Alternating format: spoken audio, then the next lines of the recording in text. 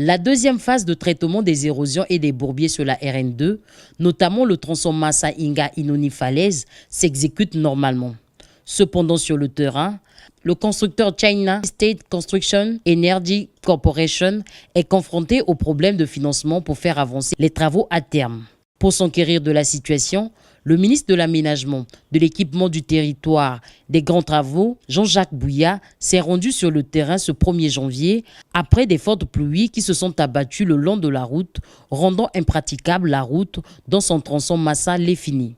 À Massa-Yanko, les travaux sont très avancés et exécutés à 3 km déjà. Pour le moment, les travaux sont au niveau de Massa et puis au niveau de Donko, du village Donko.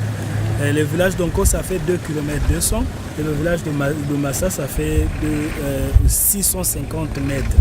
Donc ce qui fait en totalité environ 3 km que nous sommes déjà en train de traiter. Le représentant de la société China State Construction Energy Corporation, qui exécute les travaux, évoque quelques difficultés. Les difficultés pour les employés chinois, on peut convoquer maintenant, mais pour les financements, pour les salaires des employés congolais et aussi les matériaux qu'on doit acheter sur le site, c'est vraiment difficile maintenant.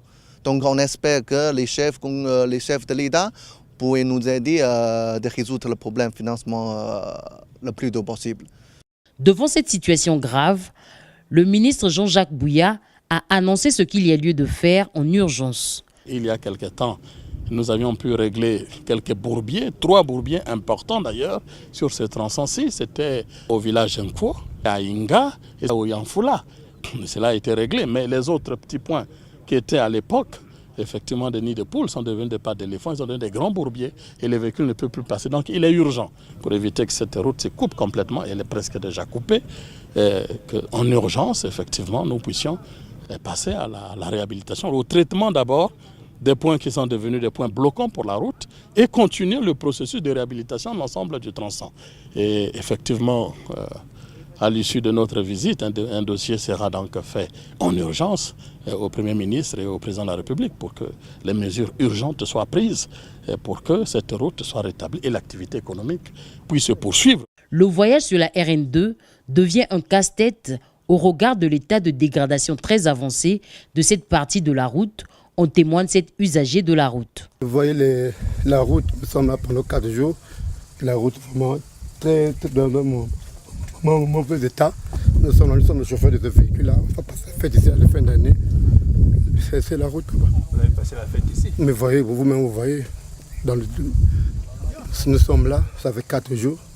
Un autre souci qui entraîne la dégradation accélérée de la route, c'est le non-respect du tonnage de marchandises par les usagers. Le ministre Jean-Jacques Bouya stigmatise le comportement des populations riveraines de la route. C'est même gravissime.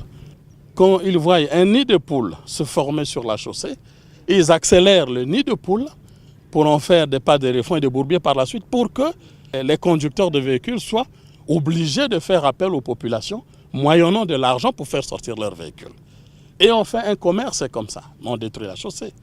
L'entreprise a émis des inquiétudes quant au comportement des populations parce que de nuit ou de jour, si l'entreprise n'est pas protégée, les populations vont menacer cette entreprise pour que cela ne soit pas rétabli dans les temps afin que leur petit commerce puisse continuer dans la fraude.